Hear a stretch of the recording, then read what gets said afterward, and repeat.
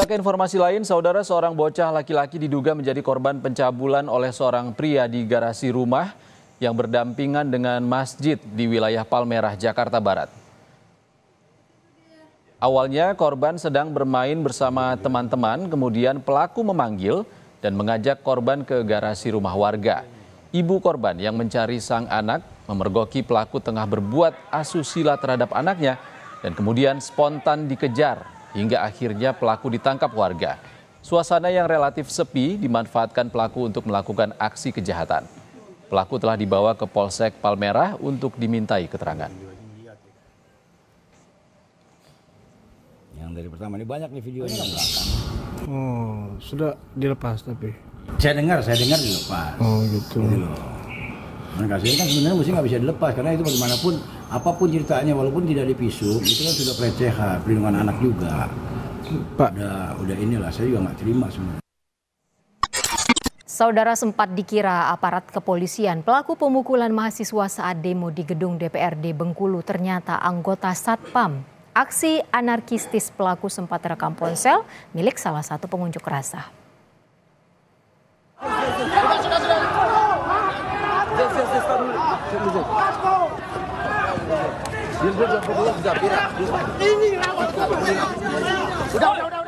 Kami tidak menayangkan gambar secara utuh karena mengandung unsur kekerasan.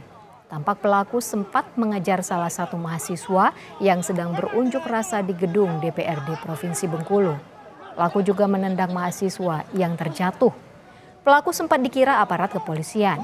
Namun setelah diselidiki, terungkap pelaku ternyata merupakan anggota security yang berjaga di kantor DPRD Provinsi Bengkulu. Kasus ini kini masih diselidiki Polresta Bengkulu.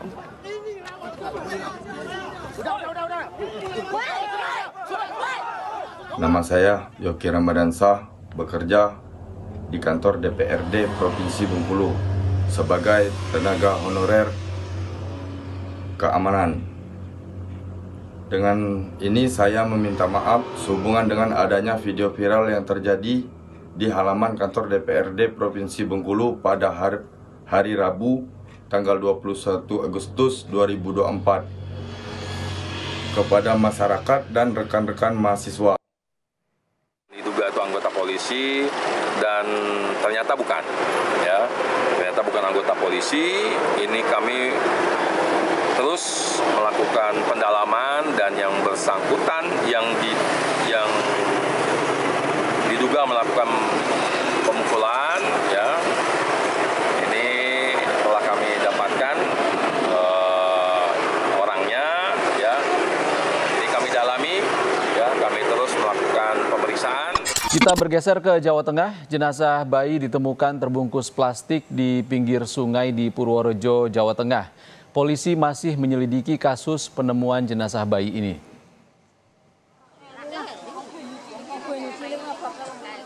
Jenazah bayi berjenis kelamin laki-laki ini ditemukan dalam kondisi terbungkus plastik di pinggir Sungai Kunci, Desa Loning, Kecamatan Kemiri, Purworejo, Jawa Tengah. Tumilah, warga yang menemukan jenazah bayi, mengaku awalnya hendak mengambil buah nangka muda yang ada di pinggir sungai. Namun saat berjalan di pinggir sungai, ia melihat bungkusan plastik berwarna putih. Setelah didekatinya, ia melihat ada jenazah bayi di bungkusan tersebut. Ia pun memberitahu warga lainnya ada jenazah bayi di dekat sungai. Nang isor perlu ngono kentas udah jalan apa wong gede banget ngono nang pinggir banyu cedek banyu ngono. Wong niku dikreseke pun. Lah nggih, berarti pun teng kresek nggih niku nggih. Lah nggih mboten bloke wong nggih mboten. Lah nggih. Nggih terus niku. Menurut petugas puskesmas, diduga bayi baru saja dilahirkan karena masih ada tali pusar yang masih menempel pada jenazah bayi. Polisi yang mendapat informasi penemuan jenazah bayi langsung mendatangi lokasi dan membawanya ke RSUD Citrowarjoyo untuk dilakukan otopsi. Polisi masih menyelidiki kasus penemuan jenazah bayi untuk mengungkap pelaku pembuangan bayi malang ini. Hantoro Wibowo, Kompas TV, Purworejo, Jawa Tengah.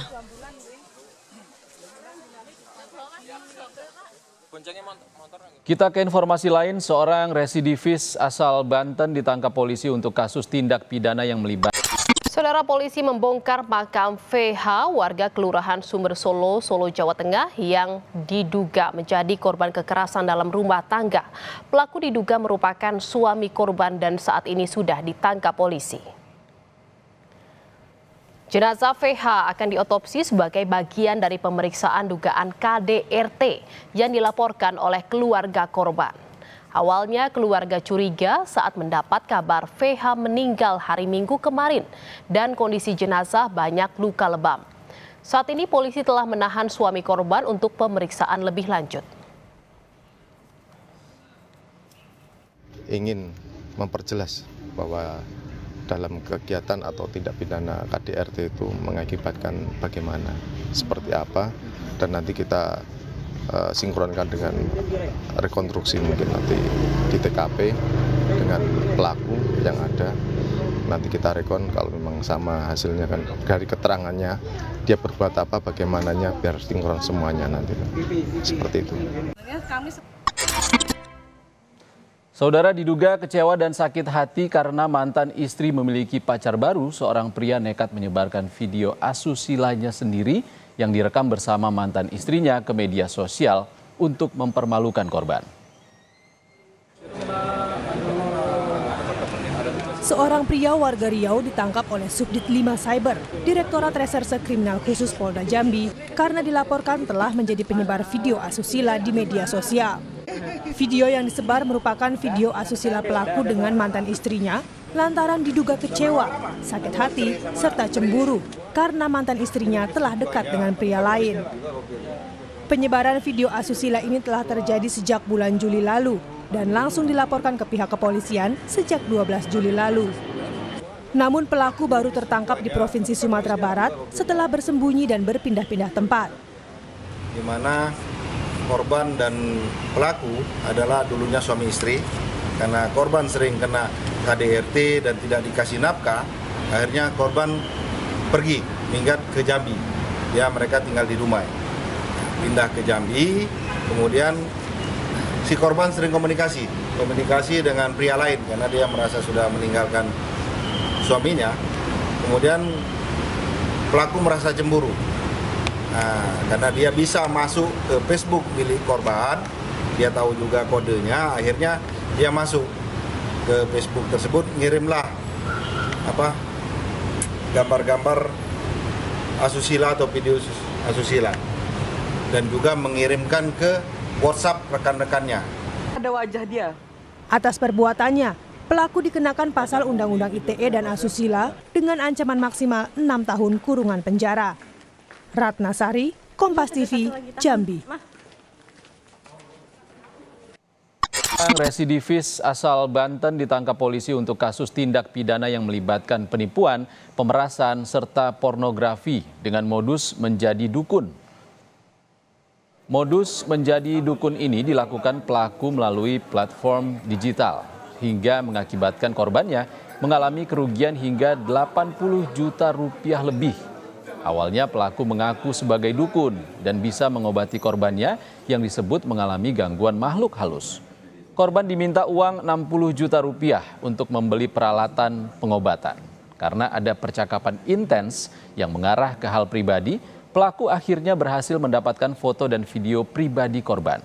Menggunakan media itu, pelaku mengancam korban dengan meminta uang 20 juta rupiah. Tersangka dijerat pasal Undang-Undang ITE dan Undang-Undang Pornografi maksimal 6 tahun penjara. Sehingga kemudian mendapatkan nomor teleponnya korban dan melakukan percakapan pribadi dengan si korban. Ya, disitulah kemudian terjadi percakapan pribadi yang berakibatkan terjadinya pengiriman foto ya, atau screenshot foto dan juga pengiriman beberapa jumlah uang yang diminta oleh si tersangka tersebut, seperti itu. Saudara, polisi menangkap pemuda warga desa Pohkumbang di Kebumen, Jawa Tengah setelah polisi menemukan 1 paket ganja di rumah indekosnya yang disimpan di dalam bungkus nasi untuk mengelabui petugas. Barang bukti sepaket ganja yang ditemukan di bungkus potongan kertas minyak atau bungkus nasi berwarna coklat. Barang bukti lain yang didapatkan adalah kertas papir, rokok, dan ponsel untuk bertransaksi, serta celana panjang milik tersangka. Keterangan tersangka, ganja yang dimiliki ia dapatkan dengan cara membeli dari seseorang. Ganja tersebut untuk dikonsumsi sendiri. Dari keterangan, kini penyidik mengejar seseorang yang diduga menjadi pengedar dan identitasnya sudah diketahui.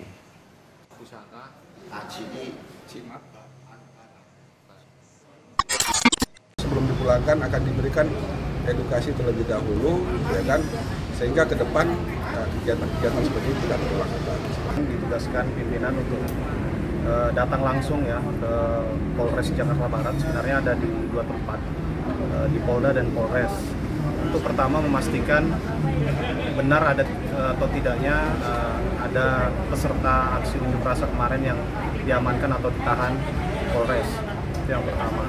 Kedua, kami juga diminta untuk mengkonfirmasi berapa jumlah yang ditahan atau yang diamankan dan saat ini berapa yang sudah dipulangkan. Nah, tadi kami ketemu langsung dengan Pak Kasat. Tadi kami juga sempat ketemu Pak Kapolres, Pak Wakapolres untuk melihat langsung.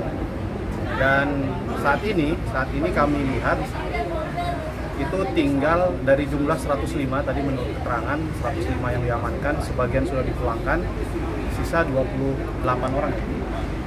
28 orang dan itu pun tinggal menunggu dari pihak keluarga yang menjemput. Tadi ada beberapa pihak keluarga sudah datang dan saat ini prosesnya sudah selesai, tinggal nanti mungkin hari ini juga Pak ya akan dipulangkan. Itu yang pertama. Yang kedua, kami juga melihat apakah betul kondisi dari peserta aksi yang diamankan ini seperti apa, karena informasinya kan ada yang luka-luka dan lain-lain. Ternyata tadi dari pihak Satreskrim Polres Jakbar menyampaikan bahwa mereka ini diamankan dan diperlihatkan bahwa kondisi mereka itu baik-baik saja, diterimakan selayaknya orang diamankan ya, selayaknya orang diamankan. Dan kami cek langsung memang mereka kondisi psikologinya baik-baik saja, mereka masih bisa tertawa dan bahagia ketemu orang tua. Yang jelas kami tadi mendapatkan kepastian bahwa mereka tidak ada yang ditahan. Hari ini akan dipulangkan. Ya, mereka kebanyakan anak sekolah. Anak sekolah itu apakah mereka masuk dalam satu forum aksi atau apa, setidaknya mereka itu seperti terpanggil saja. Seperti tadi kita tanya kenapa ikut aksi, ya dia pekerja dan merasa terpanggil karena kan situasi yang ada saat ini memang hampir semua masyarakat Indonesia itu kan terpanggil untuk menyuarakan aksinya ya, menyuarakan aksinya. Ini kami sempat sampaikan juga itu ke Pak Kasat. Pak Kasat juga menanyakan itu dari mana informasinya, karena dari 105 kan informasinya satu diminta uang ya, tapi mayoritas tadi keseluruhan itu tidak ada yang diminta. Bahkan tadi kan kami tanya wawancara, Bu, ada syaratnya apa aja? Ya hanya buat surat pernyataan aja tanpa ada biaya apapun. Nah, kami juga belum tahu ya dari pihak YLBH itu informasinya dari mana. Ya itu nanti bisa ditanyakan juga. Tadi saya dapat informasi juga dari YLBH kalau itu adalah salah satu aduan dan itu juga masih ditelusuri oleh YLBH. Oh iya. Ya kalau sifatnya aduan berarti kan kita harus perlu konfirmasi lagi ya, atau kita cross check lagi. Ya kami berharap itu sih tidak ada ya, karena apa ya, itu kan bukan jumlah yang sedikit ya kalau hanya untuk kemudian teman-teman yang diamankan ini harus membayar sejumlah uang seperti itu, padahal mereka sendiri itu tidak dalam rangka ditahan tapi diamankan untuk kemudian dipulangkan ke orang tuanya setelah mendapatkan jaminan dari pihak orang tua untuk kemudian anaknya bisa kembali. Yang pasti kita datangkan orang tuanya, kita datangkan yang sudah ada komunikasi orang tua datang, kemudian dia bisa membawa KTP, kartu keluarga, kita verifikasi, kalau sudah clear betul ini orang tuanya ataupun keluarganya, yang bersangkutan langsung kita pulangkan. Tapi sebelum dipulangkan akan diberikan edukasi terlebih dahulu, ya kan, sehingga ke depan kegiatan-kegiatan seperti itu tidak terulang kembali. Ada kewajiban wajib lapor Pak nantinya tidak. Pak? Surat pernyataan aja ya Pak? Ya. Di antara banyak sumber informasi, kami layak dipercaya. Karena kami menggali lebih dalam, berpihak pada kebenaran, berpegang pada data dan fakta agar layak Anda jadikan referensi. Kompas TV, independen, terpercaya. Saudara, warga menemukan jenazah tanpa identitas yang tersangkut di pintu pembangkit listrik tenaga air di wilayah Kabupaten Sukabumi, Jawa Barat. Jenazah itu ditemukan petugas saat hendak membersihkan sampah di pintu air. Jenazah tanpa identitas ditemukan mengambang di pintu air pembangkit listrik di Kampung Cikuya, Desa Tenjojaya, Kecamatan Cibadak, Kabupaten Sukabumi, Jawa Barat. Jenazah pria tersebut ditemukan Jumat pagi oleh petugas penjaga pintu air PLTA. Saat itu petugas hendak membersihkan sampah di pintu air. Namun tiba-tiba ia kaget menemukan jenazah pria tersebut. Akhirnya petugas melaporkan ke pihak kepolisian untuk dilakukan evakuasi. Sementara warga sekitar hingga saat ini belum ada yang mengenali korban. Korban pun dievakuasi oleh petugas pemadam kebakaran dengan cara menuruninya menggunakan tali. Polisi menyebut bahwa ciri-ciri korban salah satunya ada tindik di kuping kanan, serta korban menggunakan jaket hitam dan celana panjang. Juga kita berkoordinasi dengan pihak kecamatan untuk diambil sidik jari. Mudah-mudahan dari sidik jari itu nanti kita akan temukan identitas yang bersangkutan. Ciri-ciri mayat tersebut tinggi kurang lebih 150 ada ya, 150 laki-laki. Kemudian rambutnya hitam, di hidung ada bekas merah ya, mungkin kena keceduk atau bagaimana. Dan di telinga kanan ada semacam inik gitu ya, kanan. Kalau kiri tidak ada, tapi kanan ada. Kemudian menggunakan jaket hitam dan kaos serta celana panjang. Jenazah korban langsung dibawa polisi ke RSUD untuk diotopsi dan diidentifikasi. Polisi juga mengimbau kepada warga yang merasa kehilangan anggota keluarganya untuk melapor dan menghubungi kantor polisi terdekat untuk disamakan identitasnya.